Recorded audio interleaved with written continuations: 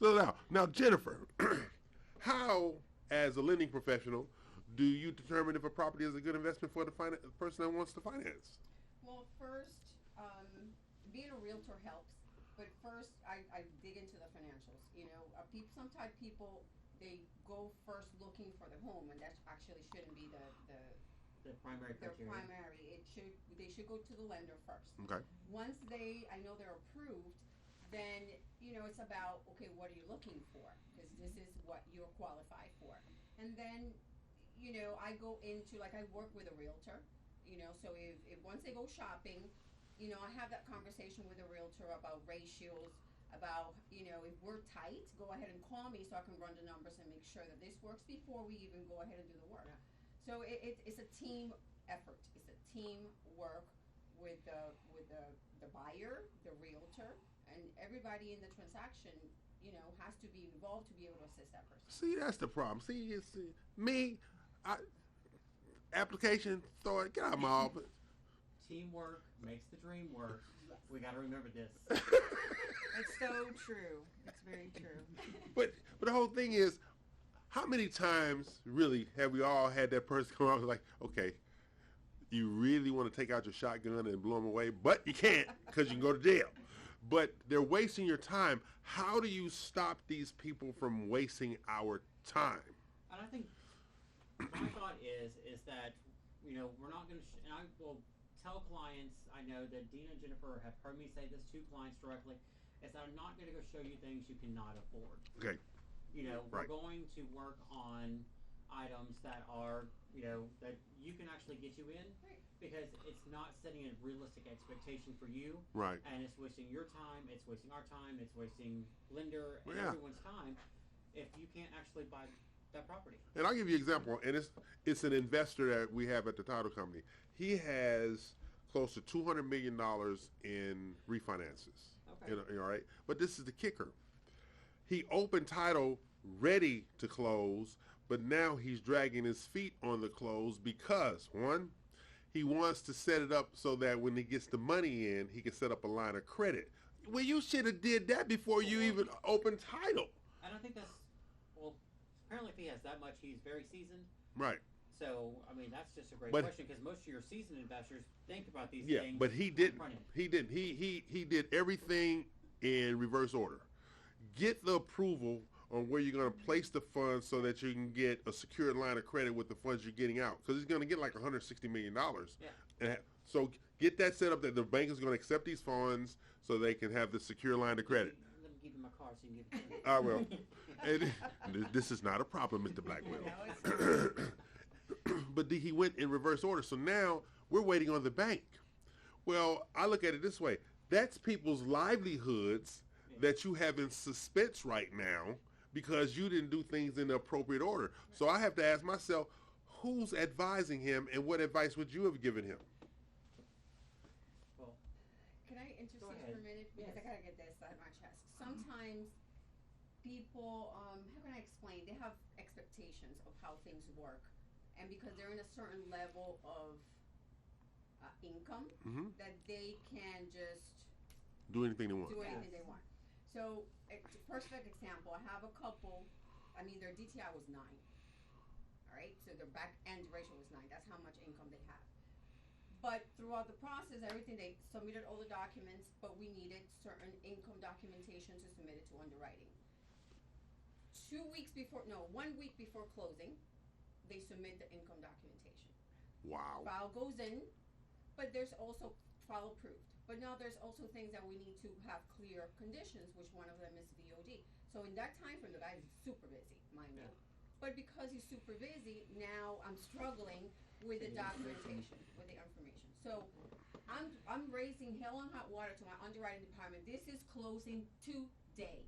Well, we couldn't close because they couldn't provide me with the information needed for me to get the CTC, the clear to close. Goes on to another day, same situation. Well, I'm still struggling. They clear the file at 4 o'clock, but now they cannot send it, so the file has to now close supposedly on Monday. They say, we're gonna cancel the file. Oh, wow. We are appalled by the way that you guys handle this situation. So I'm here at this point I was just want to scream. And so you give me the documentation, you don't let the flow of it, and then you want to blame. So there's this. I just realized some people just cannot make happy, and whatever you do, because I had 10 people on staff working on this file to make this happen. Still, it wasn't enough. So, I mean, Sometimes you can't please them. You just And I can't. think, but back to your situation, EL, is that sometimes these people think that they know what they're going to do. Yes. But then find out that there's something better or a better way for them to do it, like this guy using the funds to secure it and get more loans off of it. So maybe he didn't know that on the front end, Right. and no one advised him of that.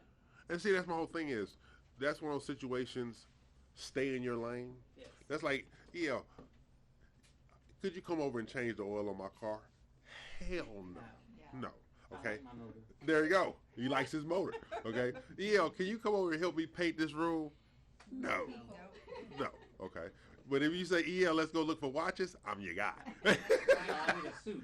I'm your guy. You don't know what to say. You got to know where your lane is. Yeah. But you have so many people out there who want to invest. They have no clue or understanding what their lane is.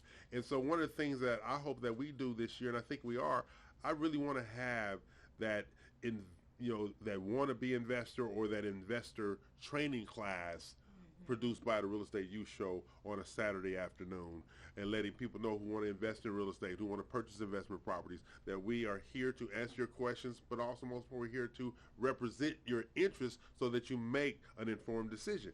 Because in the last 3 weeks, dealing with investors, God bless y'all. I have no how to deal with this. I'm on the title side with the marketing part, right? Yeah. So I'm not even escrow. These people that will do anything, I wanted to hurt them myself. Okay? I'm just waiting for the check to clear. They don't even want to let the check clear. In terms of being a real estate professional representing an investor who tends to not want to follow the guidelines, that we've set forth,